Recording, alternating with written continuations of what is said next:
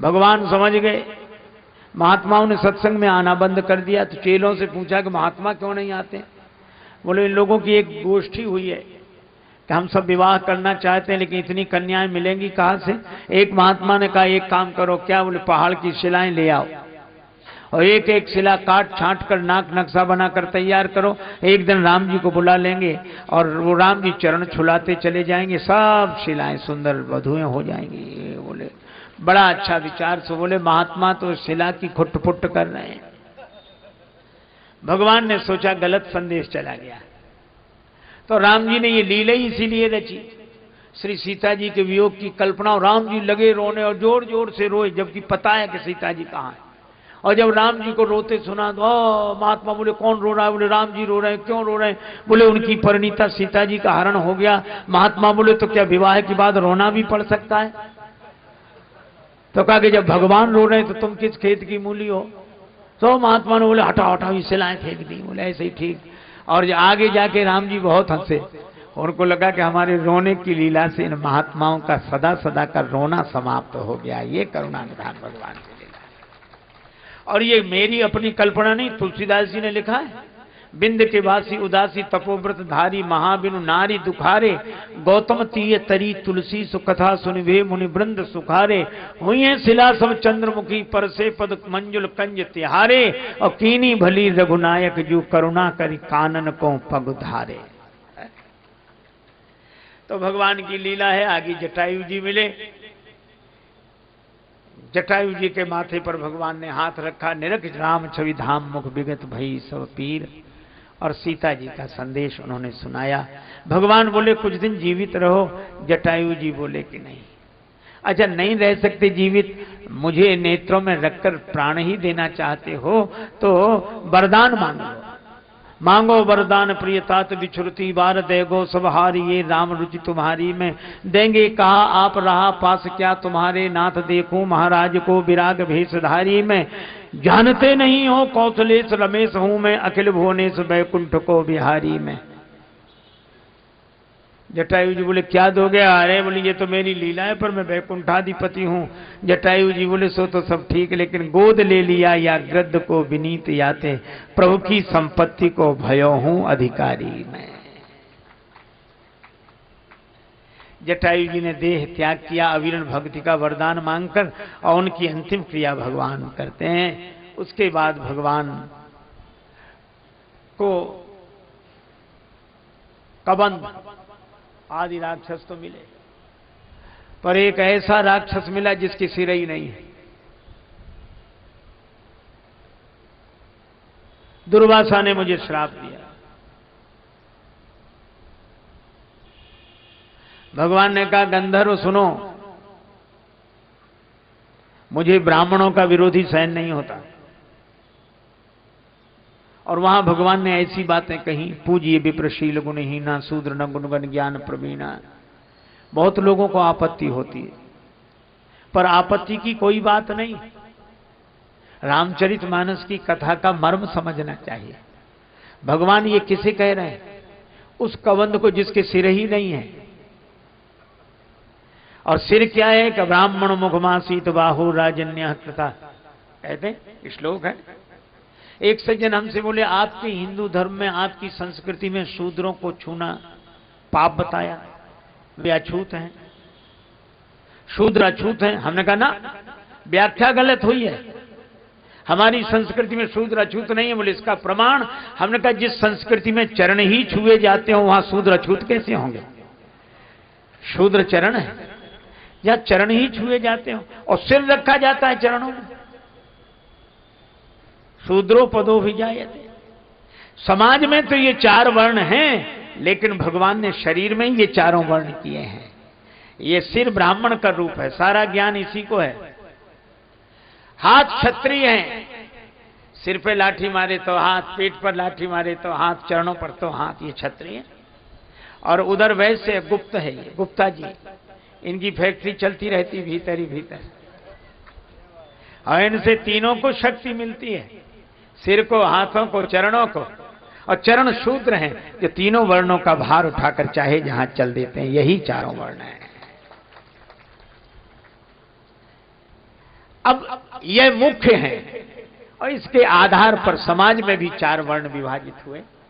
लेकिन हमारे यहां इस तरह का नहीं है कि एक दूसरे के हम विरोधी हों। मैं आपसे पूछता हूं, 4 वर्ण अगर शरीर हैं तो आप चरणों को काट देंगे तो आप चलेंगे? एक जगह बैठे बैठे चाहे जितनी अपनी महिमा गाते रहो, पर चरणों के बिना आपकी गति नहीं होगी। मैं भी कहता हूं हम लोग कितने ही विरोध करके अपनी महिमा प्रगटाते रहें, लेकिन हमारी कोई गति नहीं होगी। हम जहां हैं वहीं के वहीं पड़े रहेंगे, पुरानी बातें करते रहेंगे और कुछ नहीं कर सकेंगे। लेकिन चरण हो चले तो, लेकिन दिमाग ना हो, दोनों जरूरी हैं। इसलिए मैं कहता हूं कि हमारे चारों वर्ण वंदनीय हैं और चारों वर्ण पूजनीय हैं।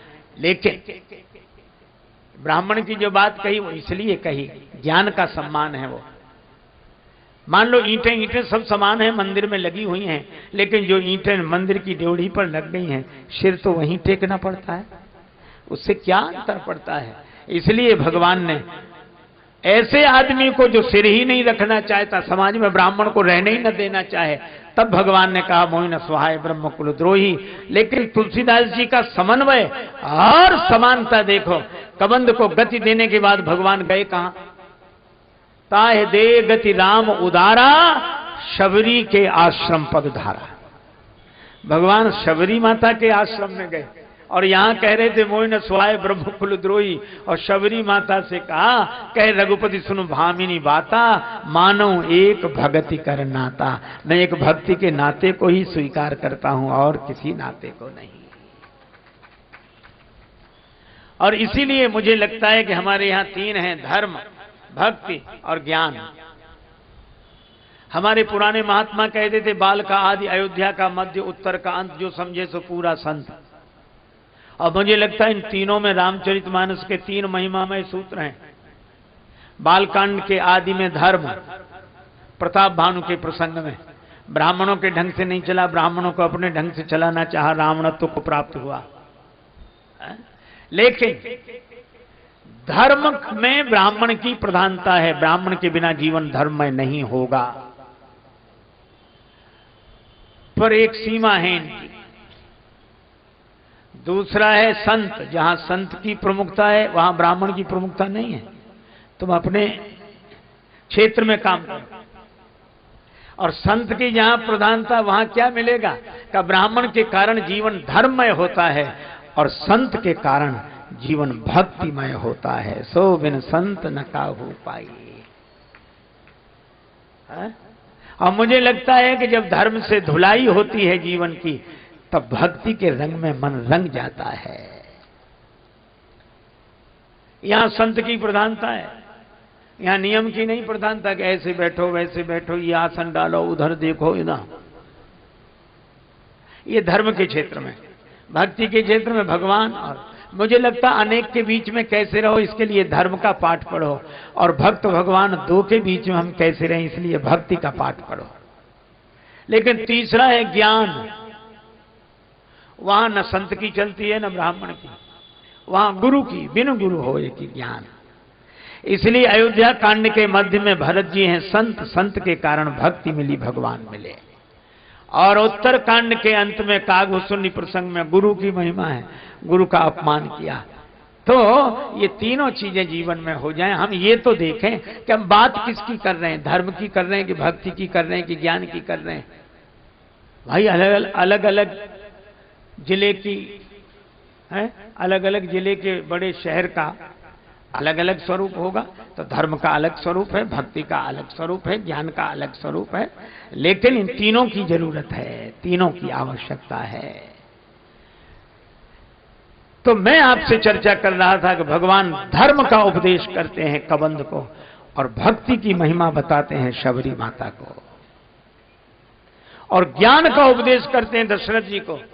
रावण के मरने पर जब दशरथ जी आए, रघुपति प्रथम प्रेम अनुमाना, चितय पितय दीन दृढ़ ज्ञाना।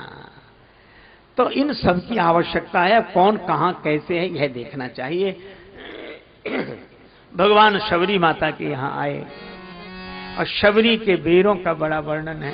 यद्यप मानस में कंदमूल फल सुरस अति, तो भगवान कहते हैं बेर जनी लावो बेर बेर जनी लावो बेर बेर जनी लावो बेर लावो कहें बेर बेर। भगवान बेर मांगते। आयुर्वेद कहता है धात्री फलम सदा पथ्यम कुपथ्यम बदरी फलम। ये बेर कुपथ्य है, पर कोई प्रेम के कारण दे तो भगवान कुपथ्य भी स्वीकार कर लेते हैं। जय जयकार हुई। शबरी माता से भगवान ने कहा मैं चलूं। देखो मैं मुंबई में था, एक मैया ने मुझसे पूछा, वहां श्री हनुमान चालीसा की कथा हो रही थी। तो एक माता हमसे बोली बहुत हाथ जोड़कर, महाराज, हम कहा मैया बोलो, हम लोग महिलाएं हनुमान चालीसा पढ़ सकती हैं? बड़े नियम बनाए गए, महिलाएं नहीं पढ़ सकती और ऐसा पूजा नहीं कर सकती। तो हमने कहा कि भैया हमसे क्या पूछती हो, हनुमान चालीसा से ही पूछ लो। बोले हनुमान चालीसा ने कहा है? हाँ कहा है।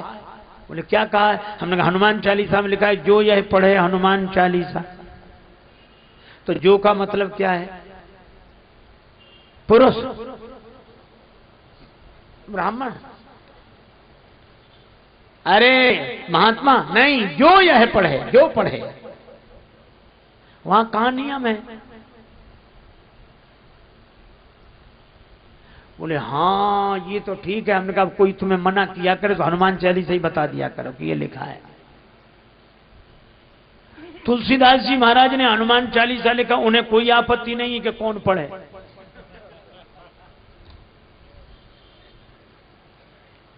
और आपत्ति उन्हें है जिन्होंने लिखा ही नहीं है। बल्कि जब ये लिखा गया था तो आपत्ति करने वाले ही लोग उस समय भी विरोध कर रहे थे, क्यों लिखा, और लिख गया तो बहुत बढ़िया है, लेकिन अब आपत्ति है। कुछ लोग कहते रामचरितमानस को नहीं, महिलाएं नहीं। और वो एक आदमी ने तो किताब लिख दी, मैं उसकी चर्चा नहीं कर रहा हूं, लेकिन केवल एक बात कह रहा हूं। रामचरितमानस में लिखा क्या है? जे गावई यही चरित सम्हारे, ते यही ताल चतुर रखवारे। जे गावई, तुलसीदास जी को तो आपत्ति नहीं है। जे गा, उन्हें जिन्होंने लिखा उन्हें आपत्ति नहीं, हमें आपत्ति है। हम ठेकेदार बने बीच में। और फिर भगवान शबरी माता से 9 प्रकार की भक्तियों का वर्णन करते हैं और अंत में क्या कहते हैं कि माता ये 9 भक्तियों में से एक भी किसी के जीवन में हो। और सबसे पहले नाम किसका लिया, पढ़कर देखना। 9वां एकौ जिनके होई नारी, पुरुष सचराचर कोई। भक्ति तो स्वयं माता है, इसलिए माताओं को भी भगवत भक्ति का अधिकार भगवान ने दिया है, तुलसीदास जी ने दिया है।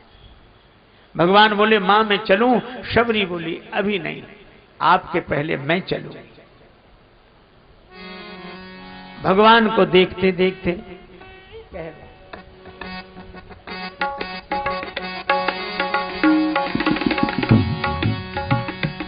तजी जोग पावक दे, हरि पर लीन भई जहाँ नहीं फिरे।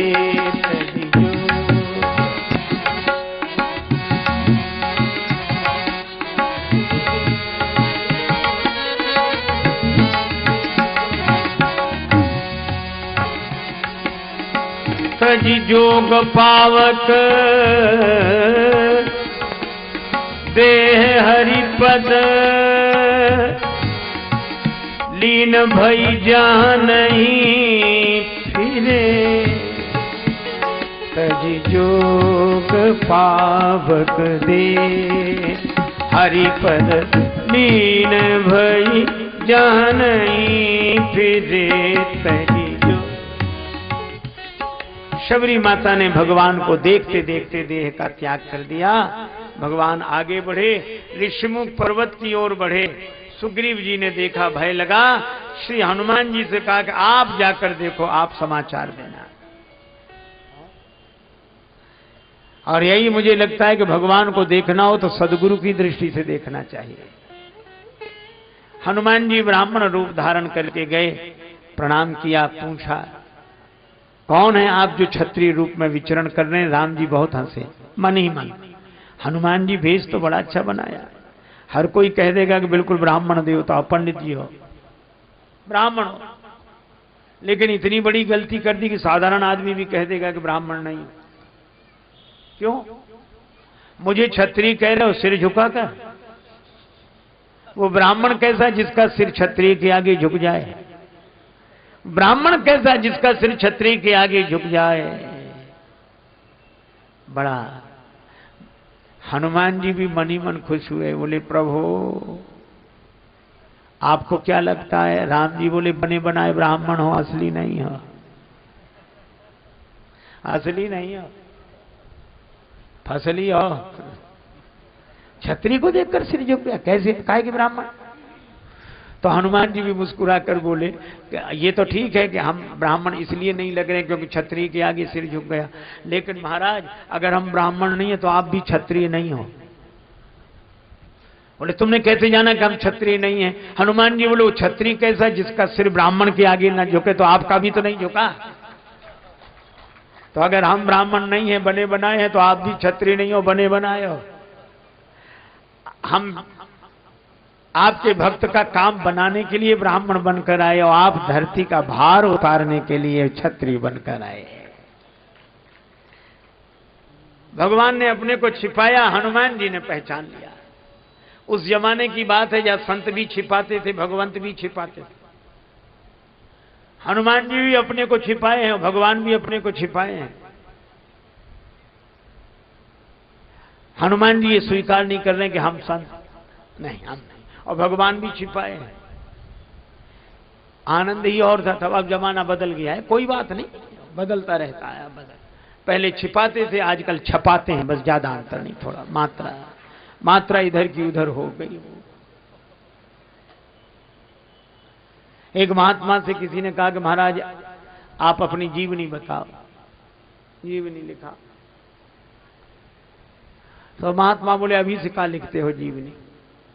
याद किए रहो, फिर बोले जब डोली उठ जाए तब लिखना, जब चले जाएं तब लिखना, अभी तो नाव समुद्र में का जाने का हो। एक महात्मा जाते थे वृद्धा के यहां भिक्षा के लिए, जाकर बैठे, तब तक किसी की अंतिम यात्रा निकली। वो बुढ़िया बोली महाराज जरा बैठना, मैं देख आऊं ये मरने वाला स्वर्ग या कि नरक। महात्मा को बड़ा आश्चर्य हुआ कि ये तो हम नहीं जानते, ये कैसे जान जाएगा? बोले भाई 1 मिनट पता लग जाएगा, अभी आते। या गई, महाराज स्वर्ग गया। महात्मा बोले तूने कैसे जाना? अरे बोले महाराज इसमें कोई बड़ी भारी बात थोड़ी, जिसके पीछे हजारों लोग रोते जा रहे हैं, बड़ा अच्छा आदमी था, चला गया, समझ लो वह स्वर्ग गया है, अच्छा काम किया इसलिए। और जिसके पीछे कई लोग जबरदस्ती भला मरा, सबको परेशान, अच्छा बढ़िया, तो यहां परेशान कर तो नरक ही गया, ऐसा कहां स्वर्ग जाए। महात्मा बड़े प्रसन्न हुए और वही महात्मा दूसरे के यहां गए, सो बुढ़िया से भिक्षा मांगी। बुढ़िया क्या बोली? बाबा हमारे एक प्रश्न का उत्तर दे दो। क्या? बोले तुम्हारी दाढ़ी मूंछ अच्छी है कि हमारे कुत्ता की पूंछ? बाबा थे माधव दास जी महाराज वृंदावन के। सो बाबा हंसते, अरे भैया फिर कभी उत्तर नहीं दिया। तुम्हारी दाढ़ी मूंछ अच्छी कि मेरे कुत्ता की पूंछ अच्छी? कोई उत्तर नहीं। एक दिन पता लगा कि बाबा ने शरीर छोड़ दिया। सो बुढ़िया दरवाजे पे आके खड़ी हो गए, विमान जा रहा है, उतारो। हमें उत्तर नहीं दिया, उत्तर दिए बिना कैसे जा रहे, देना पड़ेगा। अरे कहा कि बाबा गए, बोल नहीं उतारो, उतार दिया। सो चरण पकड़ लिए, हिलाने लगी, बाबा उत्तर दो। अब चरण ही पकड़ लिए तो बाबा के शरीर में प्राण आ गया। बाबा उठकर बैठ गए, बोले मेरा तो एक ही सवाल है कि जाते जाते ये बताओ मेरे कुत्ता की पूंछ अच्छी कि तुम्हारी दाढ़ी मूंछ अच्छी? सो बाबा अपनी दाढ़ी मूंछ पे हाथ फेर के बोले कि तेरे कुत्ता की पूंछ से तो 100 गुनी मेरी दाढ़ी मूंछ अच्छी है। तो बुढ़िया बोली बाबा ये तो मैं भी जानती थी, पर आपने उत्तर दिया क्यों नहीं? जिंदगी भर उत्तर नहीं दिया। बाबा बोले अगर मैं उत्तर देकर ये कह देता कि मेरी दाढ़ी मूंछ अच्छी है और मुझे अभिमान हो जाता तो भगवान की लीला कोई नहीं जानता, कोई ना कोई काम ऐसा हो जाता मेरे द्वारा कि तेरे कुत्ता की पूंछ अच्छी हो जाती है। लेकिन अब ज्यों की त्यों धर दी नहीं चदरिया, तो अब मैं कह रहा हूं कि मेरी दाढ़ी पूंछ अच्छी है। और इसीलिए छिपा कर रखते थे। छोटा सा पौधा, उसके पास आसपास घेरा लगाना पड़ता है, नहीं तो बकरियां चर जाएंगी। हाँ, वो विशाल वृक्ष बन जाए तो हाथी बंधे रहते हैं।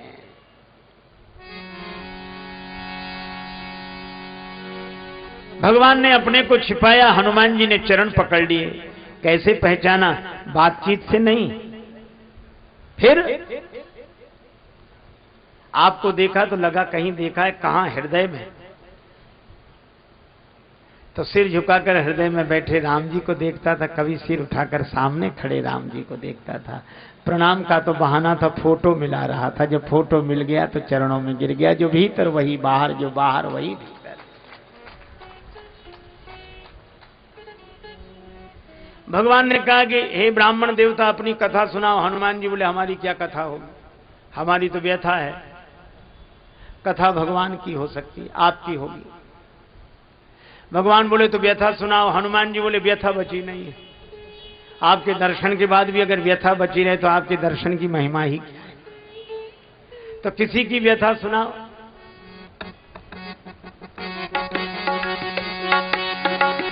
नाथ शैल पर कपिपति शैल पद कपिपति रहे। सो सुग्रीव दास तव आई। सो सुग्रीव दास तव आई। तेहि सननाथ मैत्री कीजे, दीन जाने तेहि अभय करीजे।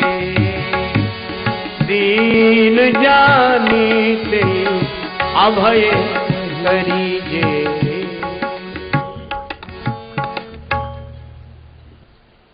आपका दास है महाराज, पहाड़ पे रहने वाला सुग्रीव। भगवान बोले, दास ऐसे होते हैं, पहाड़ पे राजा बना बैठा रहे, किसी को भेजे कि बुला लाओ, हमारे स्वामी जी आ रहे हैं। उसे आना चाहिए। हनुमान जी बोले, वो दो तरह के मरीज होते हैं। एक को थोड़ा बहुत बुखार आया, चले गए वैद्य के पास, इलाज हो गया। और किसी को असाध्य मर्ज हो जाए तो डॉक्टर को खुद आना पड़ता है। सुग्रीव ऐसे वैसे मरीजों में नहीं, आपको ही चलना पड़ेगा। भगवान बोले, तो दास के यहां ऐसे? कहा कि आप रिश्ता बदल लो। क्या करें? बोले, दास को मित्र बना लो। मित्र के यहां निमंत्रण की कोई जरूरत नहीं। तेहि सन्नाथ मैत्री कीजिए, मित्रता करो। दीन जानते ही अभय करीजिए, है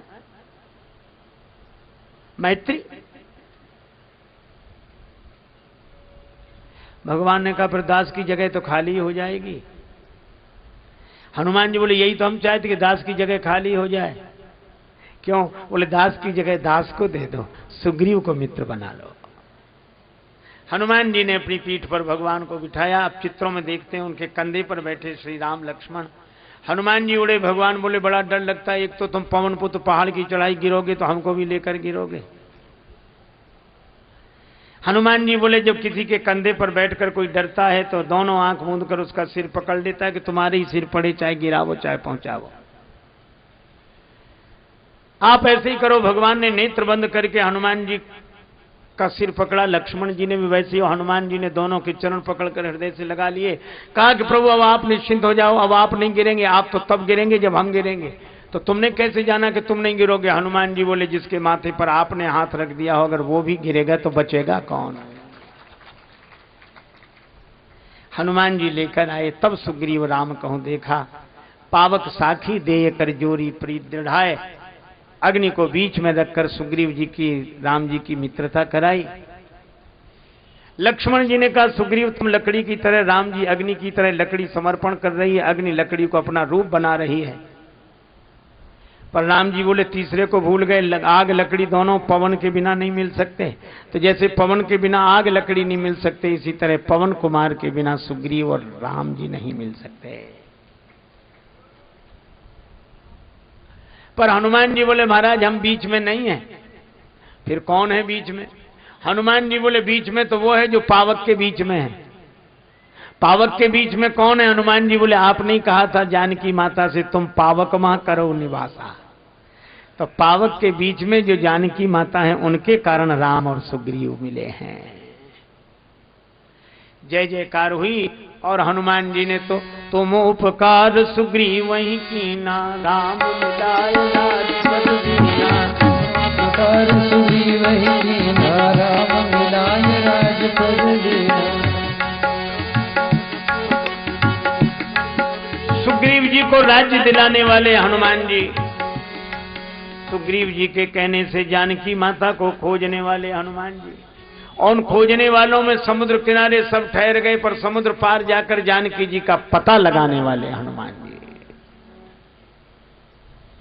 जय जय बजरंग बली श्री हनुमान जी। जय जय बजरंग बली श्री हनुमान जी। जय जय बजरंग बली हनुमान जी। जय जय बजरंग। योद्धा नहीं कोई और आपके समान जी। जय जय बजरंग बली श्री हनुमान जी। जय जय बजरंग बली श्री हनुमान जी। जय जय बजरंग।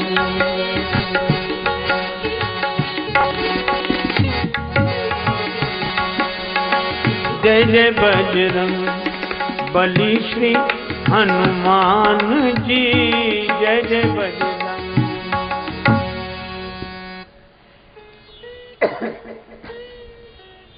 सीता जी का समाचार लाने वाले हनुमान जी, राम जी लक्ष्मण जी को लेकर जाने वाले हनुमान जी। युद्ध हुआ बड़ा भयंकर, पर सारे युद्ध में महिमा हनुमान जी की। बंधता नहीं सागर पाहन से दल बानर भालू कहाँ लगी ढोते। सत जोजन सिंधु तरंग तरंगित जान के जान कोई नहीं खोते। रहते रघुवीर अधीर पुनि बनवासी बने सिय वियोग में रोते। गढ़लंक निशंक अजय रहता हनुमान हठी जो सहाय न होते। जय।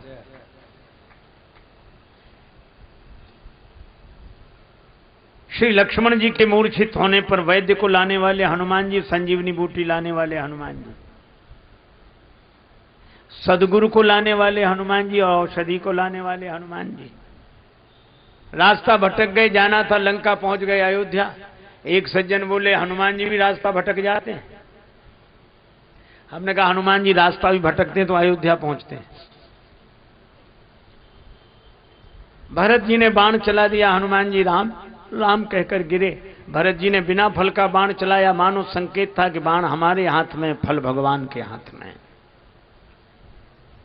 हनुमान जी गिरे, राम राम कहकर भरत जी को लगा अपराध हो गया। प्रार्थना की, हनुमान जी की मूर्छा दूर हुई। भरत जी ने कहा मुझसे गलती हो गई थी, आप राम जी की सेवा में लगे थे, मैंने बाण मारकर आपको नीचे गिरा दिया। हनुमान जी बोले गलती तो मुझसे हो रही थी, अयोध्या में आकर भी ऊपर ऊपर से निकला जा रहा था, तो आपने बड़ी कृपा की जो बाण मार के नीचे गिरा दिया। मानो संकेत किया कि जिस धरती पर भगवान ऊपर से नीचे उतर कर आते हैं उस धरती पर तो नीचे उतर आओ। हनुमान जी आए। लक्ष्मण मूर्छा के प्रसंग में कई पंक्तियां ऐसी हैं जिनका अर्थ ही नहीं लगता, खींचतान करके अर्थ लगाना पड़ता है। बहुत लोग लगा, निज जननी के एक कुमारा, तो शत्रुघ्न जी सुमित्रा जी के अकेले पुत्र तो है नहीं, लेकिन लोगों ने अर्थ वो कौशल्या जी के लिए अपने लिए कह रहे हैं। और ये हमने कहा एक दो का लगा लोगे फिर। नारी हित प्रिय बंधु गमाई, मिले न जगत सहोदर भ्राता, सहोदर भाई हैं। कैसे कैसे अर्थ लगाओगे? अरे हमने कहा अर्थ लगाने की जरूरत नहीं है। क्यों नहीं है? आप इस प्रसंग के बाद में पढ़ो क्या लिखा है। प्रभु प्रलाप सुनि कान विकल भये बानर निकर। प्रलाप है, विलाप नहीं।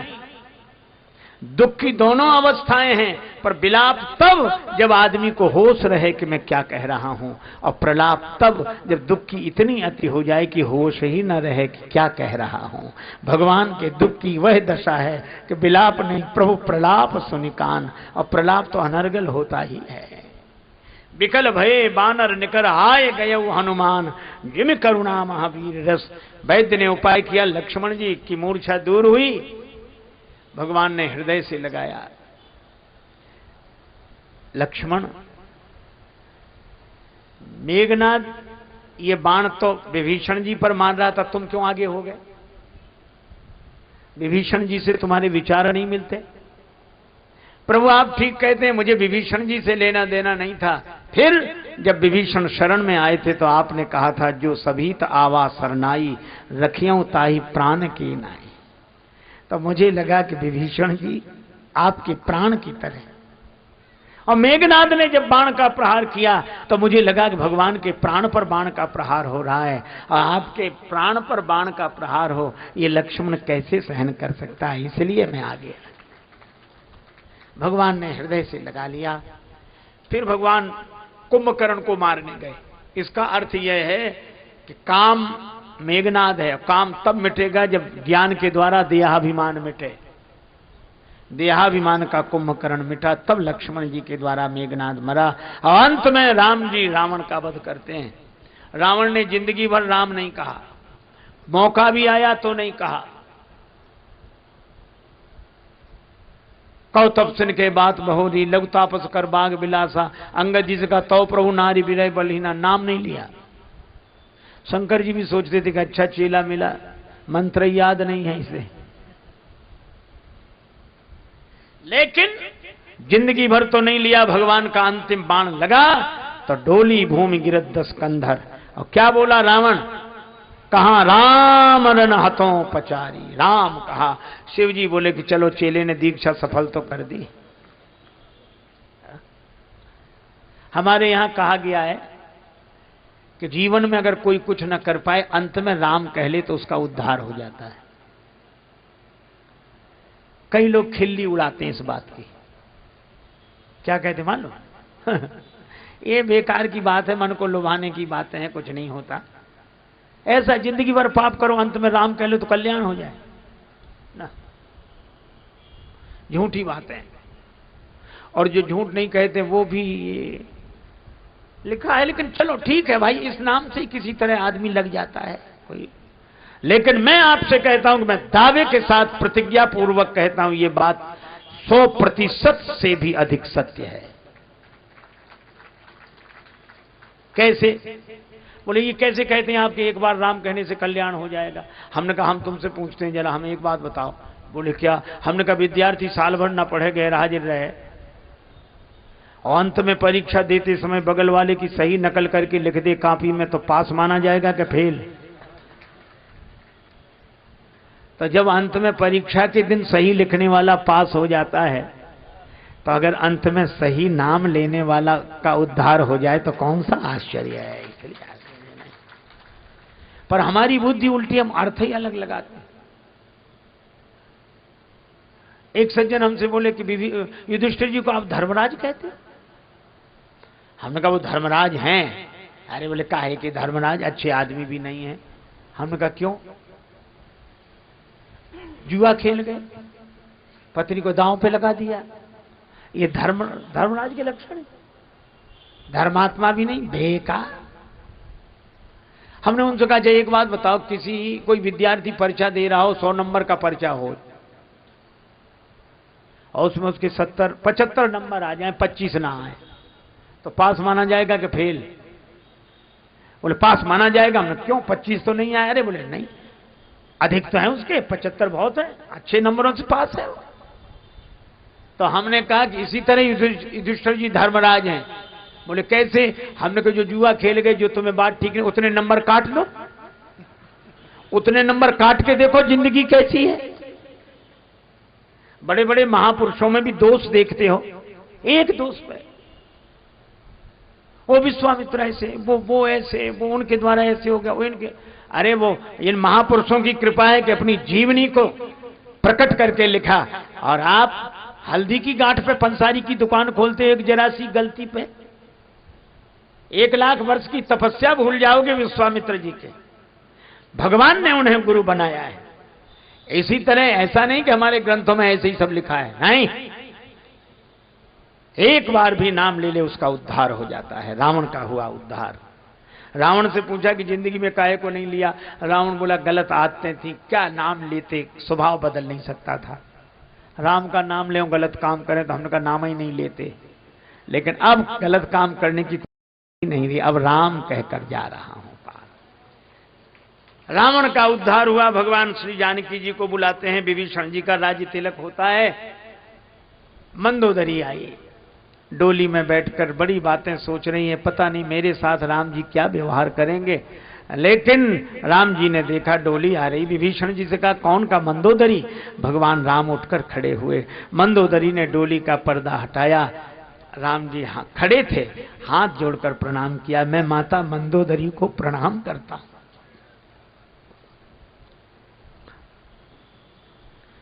मंदोदरी ने कहा धन्यो राम त्वया जननी, धन्यो राम त्वया पिता।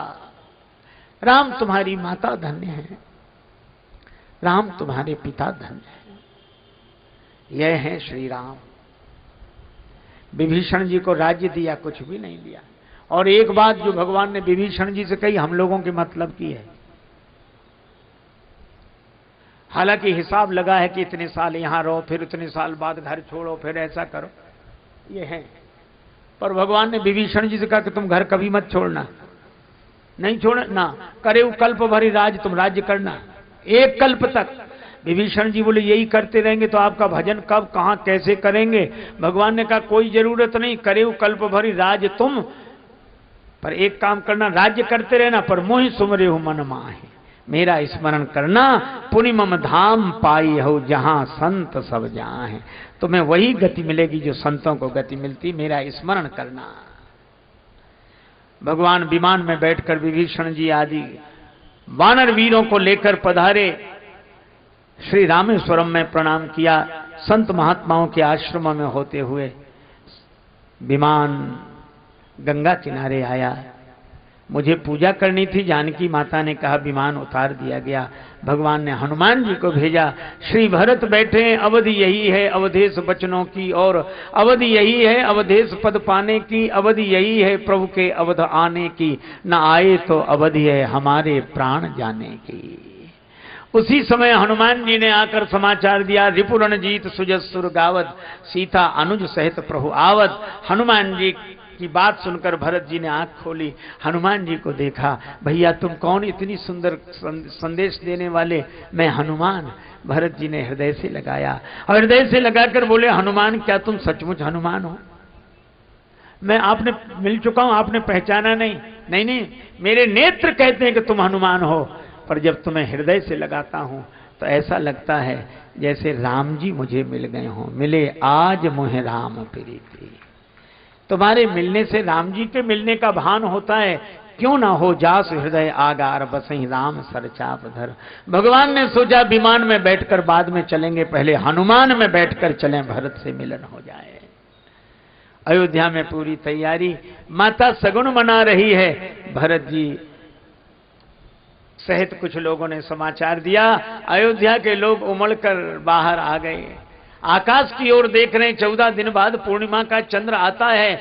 आज 14 वर्ष बाद अयोध्या के चंद्र श्री रामचंद्र पधार रहे हैं। सब लोग ऊपर देख रहे हैं। विमान से भगवान ने देखा, बड़ी भीड़ देखकर श्री सीता जी से कहा कितने वेश बनाएं कि सबसे मिलना हो जाए। जानकी माता बोली आप तो अमित वेश बनाओ। भगवान अमित वेश बनाते हैं और सबसे मिलना हो गया। उसके बाद भगवान उतरे, गुरुदेव के चरणों में प्रणाम किया, ब्राह्मणों के चरणों में प्रणाम किया, माताओं के चरणों में प्रणाम किया। तब तक उन्हें लगा कि उनका चरण किसी ने पकड़ लिया है। किसने? भरत ने। भरत को देखकर राम रो पड़े। राम जी ने कहा उठ भाई, तुलसका न तुझसे राम खड़ा है, तेरा पलड़ा बड़ा भूमि पर आज पड़ा है। मैं बन जाकर हंसा किंतु घर आकर रोया, और खोकर रोते लोग भरत में पाकर रोया। लोग माला पहनाना चाहते थे, नहीं पहना सके। स्वागत में कैसे पुष्पमाल पहिरावे, हम जानहु न पावे को राम को भरत हैं। राम जी मिले, कैकेयी माता के पास गए, ताहि प्रबोधि बहुत सुख दीना। लोग गए गुरु जी के पास कि राम जी को आज ही सिंहासन पर बिठा। बोले आज क्या थके मांदे आए, कल बिठा देंगे। बोले कल नहीं। क्यों? बोले पहले भी यही गड़बड़ी हुई थी, ये रात तो बीच में आनी नहीं चाहिए। ठीक है, तैयारी करो। भाइयों ने कहा प्रभु आपको स्नान करा दे। राम जी बोले मुझे नहीं, पहले मेरे सखाओं को स्नान कराओ। अरे राम राज्य का यही स्वरूप होना चाहिए। क्यों? बोले सुख सुविधा नीचे सबसे निम्न वर्ग से चले, फिर ऊपर तक जाए। ऐसा न हो कि ऊपर से चले नीचे तक आ ही ना पाए।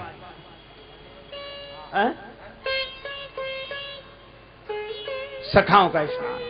फिर राम जी तीनों भाइयों को स्नान कराते हैं। करी मज्जन प्रभु भूषण साजे, अंग अनंग देख सत लाजे। सत्ता का प्रेमी नहीं, सेवा का प्रेमी होना चाहिए। और गुरुदेव का आज्ञा आदेश पाकर जटाएं बिबराई और स्नान किया। स्वावलंबन श्री सीता जी को सासू माताओं ने स्नान कराया। करी मज्जन प्रभु भूषण साजे, अंग अनंग देख सत लाजे। भगवान सिंहासनासीन हुए। श्री वशिष्ठ जी ने तिलक किया, ब्राह्मणों ने को आदेश दिया, उन्होंने तिलक किया, जय जयकार हुई। लेकिन मैं कहता हूं कि राम जी जैसा चरित्र की एक विशेषता है, एक ऐसी विशेषता है जो किसी में नहीं है, मुझे नहीं दिखाई पड़ी। शायद आपको कोई प्रमाण मिले तो बताना। राम जी के पूर्व भी अनेक महिपाल हुए जिनका कि इतिहास में उल्लेख, राम जी के पूर्व भी अनेक महिपाल हुए जिनका पुराणों में उल्लेखनीय नाम है। पुराणों में अनेक राजाओं का वर्णन है। और बाद में भी बादशाह, बेगम और भूप नृप हुए हैं, अनेक इतिहास में तमाम हैं। पर एक ही परंपरा रही, राजा रानी रहे महल बीच, राजा दरबार करें, यही रही परंपरा, लगाना विराम है। लेकिन सीता को साथ लेके बैठे राज्य सिंहासन, ऐसे तो राजेश एकमात्र भूप राम है। सीता राम जी सिंहासनासीन हुए। वशिष्ठ जी ने तिलक किया, आरती उतारी। लोगों ने कहा हमने अपनी आंखों के आगे राम जी को राजा के रूप में देखा। राम जी बोले हमारे पीछे देखो, कौन? भरत। क्या लिए हैं? छत्र। उस छत्र की छाया में बैठा कौन है? का प्रभु आप। राम जी बोले अगर राम राजा बना है तो भरत की छत्र छाया में, संत की छत्र छाया में ही राम राज्य आता है। भरत जी ने कहा कि मैंने तो छत्र उठाया इसलिए किसकी छाया मुझे मिल जाए। पर लोगों ने भरत जी से कहा कि आपको पीठ पीछे की सेवा क्यों दी?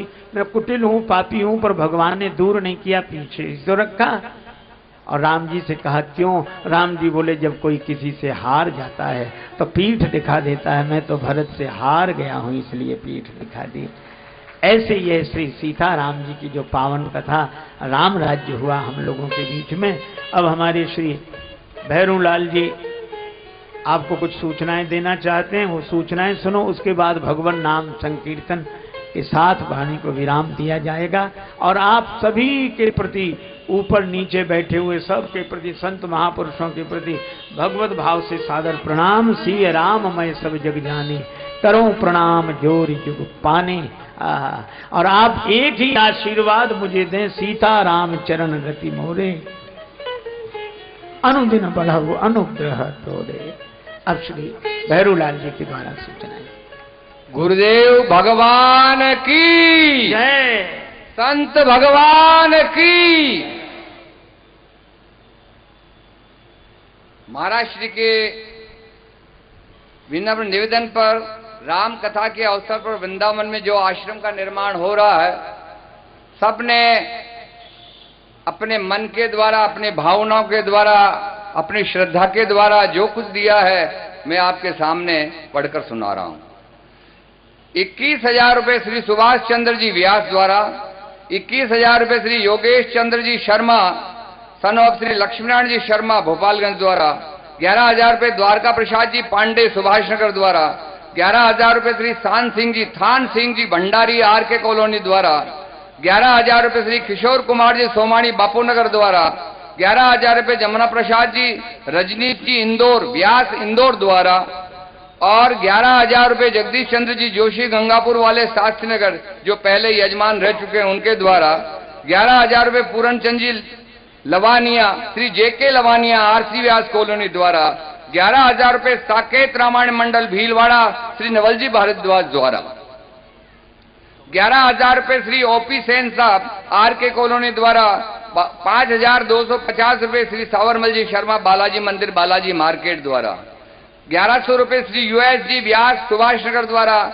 1,100 रुपये रमेश चंद्र जी व्यास रतनगे की खेड़ी संजय कॉलोनी द्वारा 2,100 रुपये श्री शिवलाल जी पाठक आजाद नगर द्वारा। इसी क्रम में 1,100 रुपये राम भक्त कोदुकोटा द्वारा 2,100 रुपये श्री राधेश्याम जी दाधीच आजाद नगर द्वारा 51,000 रुपये कवि श्री योगेंद्र जी शर्मा टेक्सटाइल वर्ल्ड द्वारा। माननीय मैं महाश्री से प्रार्थना करूंगा उन्हें अपने पास बुलाकर आपका आशीर्वाद प्रदान करें और माल्यार्पण करें। हमारे लिए गौरव की बात है। आप आश्चर्यजनक बात देखो, उन्होंने मुझे पूछा कितने रुपए हुए, मैंने कहा जी 1.5 लाख हुए। क्या 2 लाख नहीं हुए? मैंने कहा नहीं हुए अभी तक। जिस समय सुबह बात चल रही थी तो उनके भाव उद्गार हुए, आप 51,000 रुपये मेरे लिख दो, 2 लाख तो पूरे करो। ये उनके भाव हैं, बहुत बड़ी बात है। डॉक्टर सोहनलाल जी की स्मृति में संदीप दीपक पुरोहित द्वारा 1,100 रुपये श्री लक्ष्मीनारायण जी जेतलिया आरसी व्यास द्वारा 2,100 रुपये श्रीमती मधु त्रिपाठी आरसी व्यास द्वारा एक लिफाफा गिरजाकांत जी शर्मा शास्त्रीनगर द्वारा दिया गया, वो गुप्त है।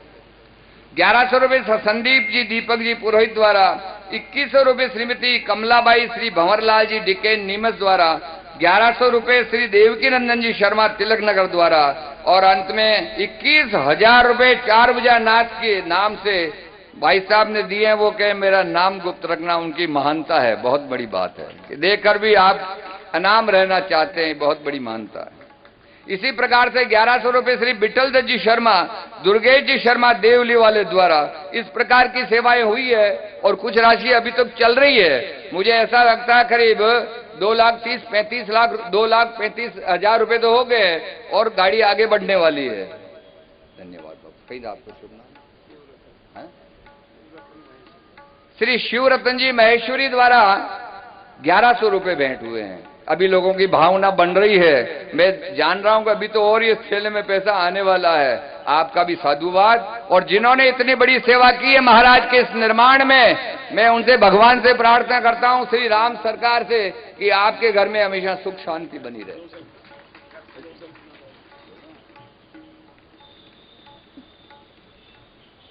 मंगलम भगवान विष्णु मंगलम गरुड़ध्वज मंगलम पुण्डरीकाक्ष मंगलास्तनो हरि। परम आदरणीय स्वामी जी राजेश्वरानंद जी महाराज के चरणों में प्रणाम करते हुए और सभी पधारे हुए संत समागम को प्रणाम करते हुए एवं सभी श्रोताओं को प्रणाम करते हुए मैं 2 शब्द अर्ज कर रहा हूं।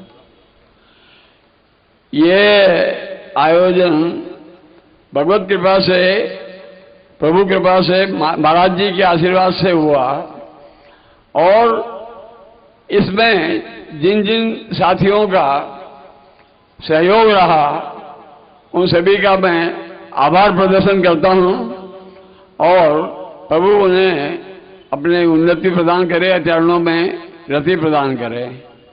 मैं इस योग्य नहीं था कि ये आयोजन कर सकूं, या ये प्रभु कृपा और महाराज जी के आशीर्वाद से संभव हुआ है और ये आयोजन आज पूर्णता की ओर अग्रसर हो रहा है। इस अवसर पर मैं महाराज श्री का पुनः भारी वचनों से अनुग्रह करता हूं कि फिर पधार करके और अनुग्रहित करे, इस भीलवाड़ा की धरती को पुण्य प्रदान करे। और सभी साथियों का मैं पुनः जो इस कार्य में सहयोग प्रदान करते रहे हैं उनका आभारी प्रदर्शन करता हूं और सभी श्रोताओं का भी पुनः गदगद स्वर से आभार प्रदर्शन करता हूं कि पधार करके महाराज जी के वचनों का श्रवण किया। और एक निवेदन यह है कि जो महाराज जी ने हमें उपदेश दिए, जो रामायण सुनाई, राम कथा सुनाई, उसमें जो हमें लगा हो उसे हृदयंगम करे, अच्छा लगा हो उसको हृदयंगम करके जीवन में उतारे, यही प्रभु प्रार्थना है। वो श्री स्वामी राजेश्वरानंद जी महाराज की जय। ओम शांति ही शांति ही शांति। द्वारा श्री दुर्गा शंकर जी तिवारी मंडल वालों को एक रामायण भेंट की है, तो महाराज श्री की यहां से ले जाए रामायण। श्री दुर्गा शंकर जी तिवारी मंडल।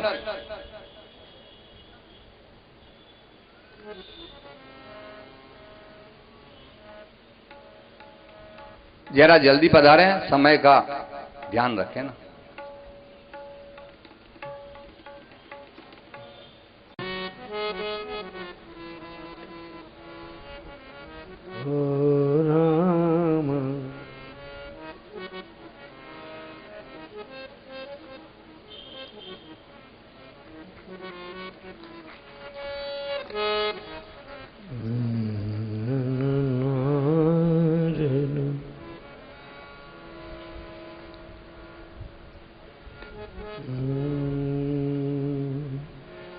बहुत बहुत साधुवाद, आप सबको प्रणाम। जय जय श्री सीताराम। प्रीति पूर्वक लें भगवान का नाम।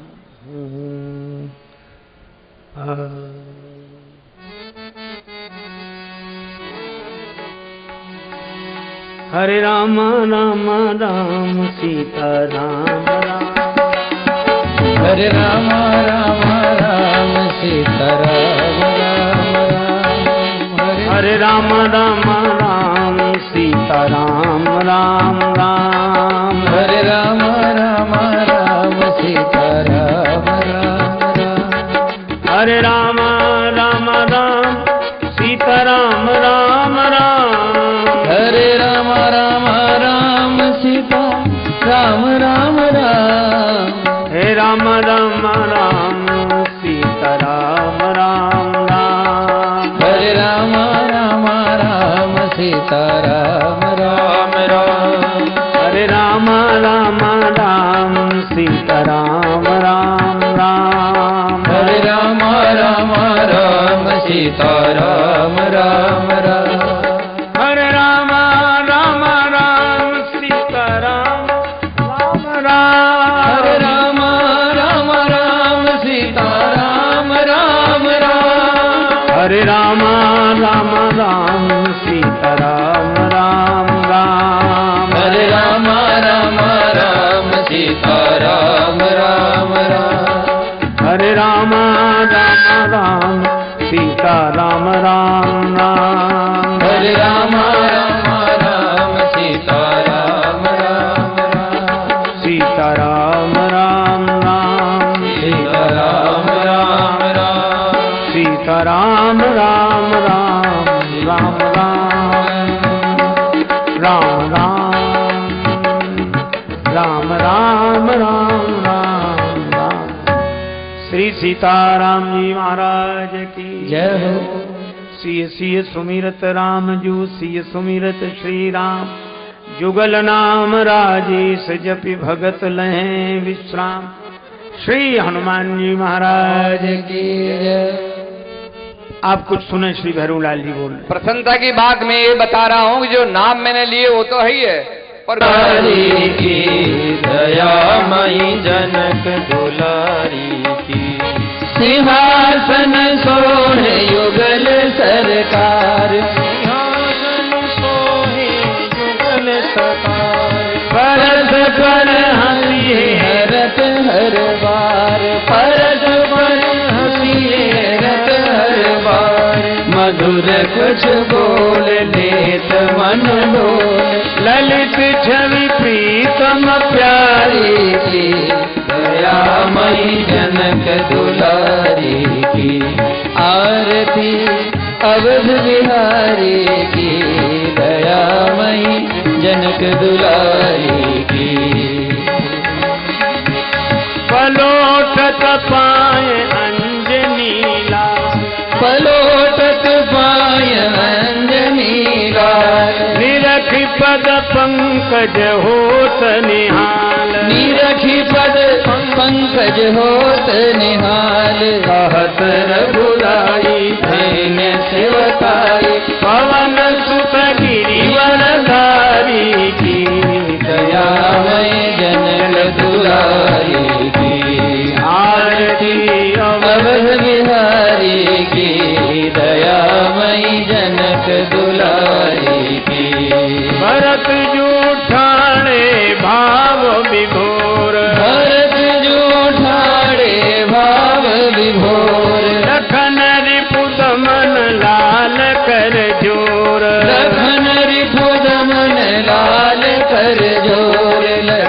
मुख चंद लेत आनंद, धन्य शोभा धनुधारी की, दयामयी जनक दुलारी की। आरती अवध बिहारी की, दयामयी जनक दुलारी की। आरती जो कोई जन गावे, आरती जो कोई जन गावे, प्रभु पद प्रेम अवश्य पावे, प्रभु पद प्रेम अवश्य पावे। शरण राजेश में अवधेश, बोलिए जय भयारी की, दयामयी जनक दुलारी की। आरती अवध बिहारी की, दयामयी जनक दुलारी की। आरती अवध बिहारी की, दयामयी जनक दुलारी की, दयामयी जनक दुलारी की, दयामयी जनक दुलारी की। कपूर